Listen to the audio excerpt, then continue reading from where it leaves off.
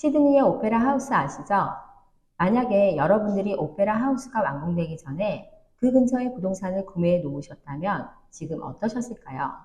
투자자라면 꼭 알아야 되는 정보, 바로 북항 재개발 현장 소개해 드리겠습니다.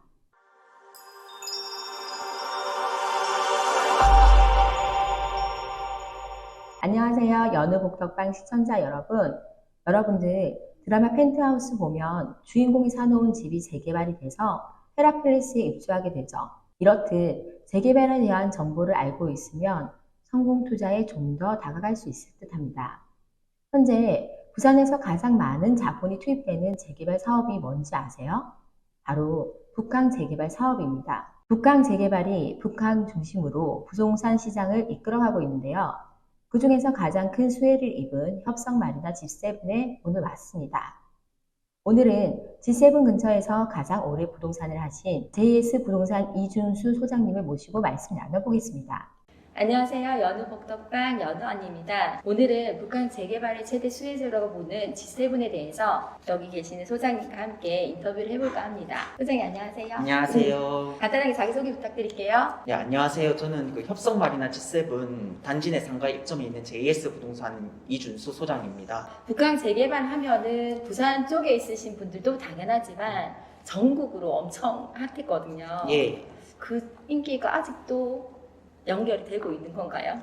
예, 북한 재개발 관련해서는 지금 솔직히 정말 인기가 많이 높습니다. 지금 부산 KBS 뉴스에도 보면은 맞아요. 그 북한 재개발 관련해서는 연일 보도되고 있기도 하고 또 2030 엑스포 맞아요. 유치가 이제 부산에 북항이 이제 이루어질 가능성도 높고 부산시에서도 좀 많이 밀어주고 있기 때문에 북한 재개발은 부산 시민뿐만 아니라 전국적으로도 많은 관심이 있다고 보시면 됩니다. 북한 재개발은 1단계 구역과 이제 2단계 구역으로 나누어지는데요. 이제 1단계 구역에는 지구가 많이 있습니다. IT 영상지구, 마리나 시설, 이제 오페라 하우스 등등등등 있는데요.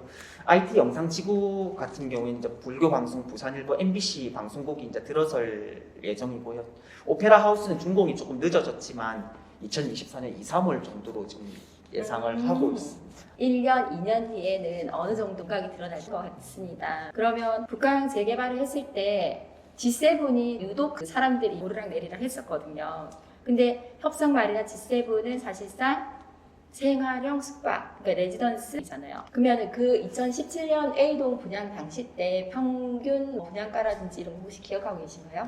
예, A동 평균 분양가는 이제 제일 낮았던 게 1,750만 원에서 그다음 1,950만 원까지. 현재는 라인 좋은 거 같은 경우는 한 3,300, 3,400 이렇게 보시면 되겠습니다. 거의 지금 2배 정도, 예. 2017년 기준으로 했을 때 거의 2배 정도 이제 오르던 부분이구나. 그때 살 걸, 그죠?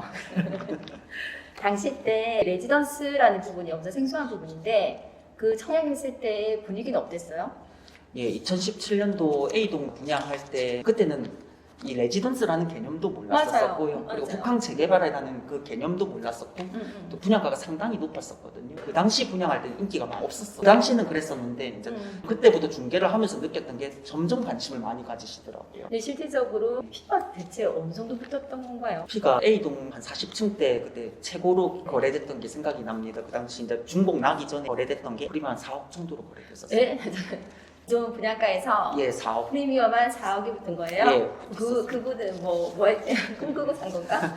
소형 평수 기준으로 일일 숙박료가 한 어느 정도 되나요? 예, 비수기 때는 한 10만 원 후반대 거의 20평 네네. 기준으로요. 네네. 성수기 때는 한 20만 원 초반에서 한 30만 원대까지.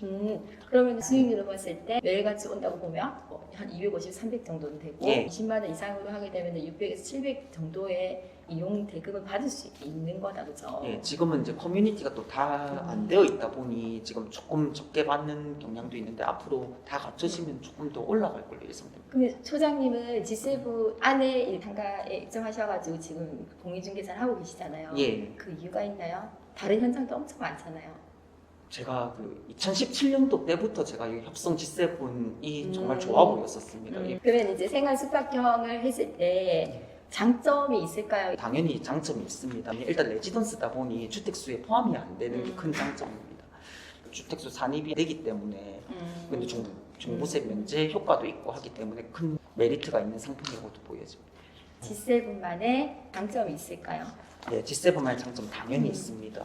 저희 그 부산역과 보행데크로 이 건물이 연결된다라는 거는 정말 큰 장점이라고 추후에 생각합니다. 생기는 다른 레지던스에는 보행데크와 연결이 될 수가 없는 부산역과 바로 연결은 안 되는 거고요. 저희 G7만의 이 특한 입지와 최고의 입지이기 때문에 이게 지금 연결이 되는 거고, 다른 레지던스는 연결되기가 쉽지는 않을 것 같습니다. 또 뷰 같은 경우에도 좀 탁월하지 않나요? 예, 탁월합니다. 저희가 지금 A동 6호나 B동 7호 라인, 그 다음에 A동 4호, B동 5호 라인 같은 경우는 좋다고 말씀드리는 게, 안방과 거실에서는 당연히 부산항대교 쪽 뷰가 보이고요. 작은 방에서 오페라와 진수공원, 영도송도까지 보이는 뷰까지 볼 수 있는 건 G7이 유일하다고 보시면 될 것 같습니다. 그렇죠. 제가 생각했을 때도 북한 재개발과 관련해서 희소성의 가치가 충분히 있다고 보는 입지에 있고, 예. 또 추후에 1단계, 2단계 모든 것들이 완성이 되었을 때 투자의 장벽은 계속 높아질 것 같아요. 오늘 바쁘실 텐데 시간 내주셔서 진심으로 감사드립니다. 북강 재개발에 궁금하신 분들이 많으셔서 북강 재개발에 대해 좀 더 설명을 해드리겠습니다. 부산 분들이라면 한 번쯤은 보셨을 만한 2030 부산 엑스포 들어보셨죠? 해양수산부는 바로 이 북항에 2030 부산 엑스포를 유치하겠다고 발표했어요. 총 2단계 사업 중 1단계 기반 사업만 국비로 2조 4천억 원이 투입되고 시설 조성에 6조가량의 예산이 투입될 예정인 사업입니다. 그럼 어떤 게 들어오길래 이렇게 많은 돈이 투입되는지 궁금하시죠? 주요 사업 내용으로는 복합 도심지구, IT 영상지구, 복합 환승센터 등 북한을 세계적인 해양문화 도시로 탈바꿈하는 사업 내용인데, 좀 더 자세히 들여다보면 광안대교를 이어 부산의 랜드마크로 떠오를 오페라 하우스가 2024년에 완공되고, 요트, 스쿠버 다이빙 등 해양 레저 센터인 마리나 시설은 내년 상반기에 완공될 예정이에요. 최근에 부산에 오신 분들은 부산역 가는 길에 한창 공사 중인 현장들을 많이 보셨죠? 거기는 북한 재개발 이후에 교통이 혼잡해질 것을 대비해서 지하타도 공사를 하는 현장입니다. 이쯤 되면 북한 재개발이 완성된 부산의 미래가 그려지지 않으시나요? 앞으로 진행될 2단계 사업은 북한 재개발을 배후 지역으로까지 넓히는 대규모 사업인데요.